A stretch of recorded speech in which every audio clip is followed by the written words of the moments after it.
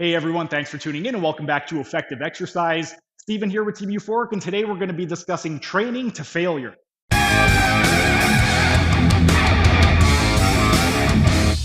Ever wondered why pushing your body to the brink during workouts doesn't always translate to the gains you expect? Let's dive into the paradox of training until failure.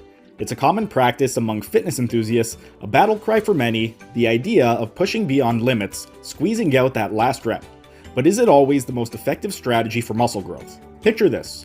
You're driving a car, pedal to the metal, engine roaring, fuel gauge inching closer to empty. Sure, you're going fast, but what happens when you run out of gas? The engine sputters, the car slows, and eventually, it stops. That's your muscles on overdrive running on fumes. They're being pushed, strained, and potentially damaged. Training until failure can be like driving on empty. You might feel the burn, the adrenaline, but are you really fueling your muscles or are you just running them down? So, if pushing to the brink isn't the key, what is? Let's explore this.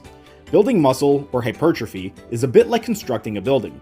Just as an architect drafts a blueprint to guide the construction process, our body too has a plan, our DNA. It's this DNA that instructs our body on how to build and repair muscles. Now, imagine your workouts as the construction crew. The heavier the weights you lift, the bigger the crew you've employed. But like any good construction project, it's not just about the workforce. You need raw materials. For our bodies, these raw materials are proteins that we get from our diet. These proteins are like the bricks and mortar that the construction crew uses to build the structure. But here's the catch. Just like a construction crew needs rest after a long day of work, your muscles too need time to recover. This rest period is when your body gets to work, repairing the damaged muscle fibers and building them up stronger and bigger than before. In essence, muscle building is a delicate balance of stress and recovery. It's about pushing your body to its limits, but also giving it the right resources and rest to recover and grow. So, where does training to failure fit into this construction project? Let's find out. Sorry, but I have to interrupt this video to ask for your help. These new videos aren't cheap to edit, so if you're liking the new style, then consider becoming a member by clicking on the join button down below this video. It's only $5 per month and will really help with the video editing budget. Plus, you'll get a ton of other perks like ad-free videos, early access to videos, and complete access to hundreds of member-only videos. Now, back to your regularly scheduled programming.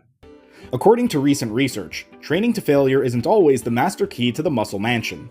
Delving into a labyrinth of fitness science, we find that it's not always about pushing to the brink. Sure, training to failure can boost muscle hypertrophy and strength gains, but it's not a universal solution. The science is clear. The dose-response relationship between resistance training proximity to failure and strength gain is complex and nuanced. The key takeaway? Individualization is king. Tailoring your training volume, set volume, load, frequency, and proximity to failure to your unique needs can spell the difference between productive growth and stagnation. Think about it as a recipe. The ingredients, your training variables, are all essential, but the proportions must be just right for your specific palate. Too much of any one ingredient and you might end up with a fitness fiasco. In the grand scheme of things, the implications are clear. A one-size-fits-all approach to training is like trying to fit a square peg in a round hole. Your body is unique, and your training program should reflect that. Remember, in the quest for fitness, wisdom and training often trumps brute force. Listen to your body and train smart. Thanks for sticking around until the end of the video. Be sure to like, share, and leave a comment as it'll help the algorithm. And if you enjoyed the content, show your support by subscribing to the channel by clicking on the icon in the bottom right corner. And if you really want to show your support, then consider becoming a member by clicking on the icon in the bottom left corner. These new high-quality videos aren't cheap to edit, and the $5 membership will really help with the video editing budget.